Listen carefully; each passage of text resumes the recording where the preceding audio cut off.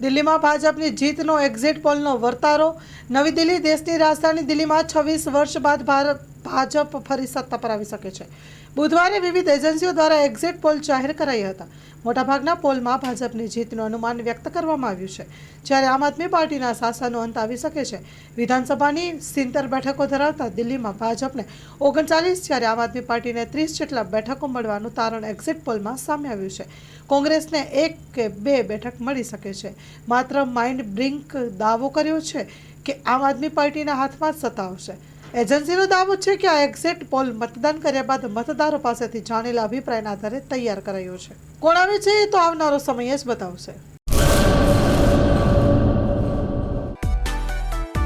માં motor driving, safe and sure driving.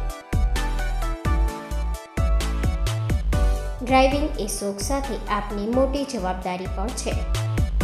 અમારા instructor દ્વારા સચોટ અને સરળ માર્ગદર્શન। આપની રોજની તાલીમની માહિતી મેળવીને શું અધુરાશ છે એના ઉપર પૂરું ફોકસ કરાય છે।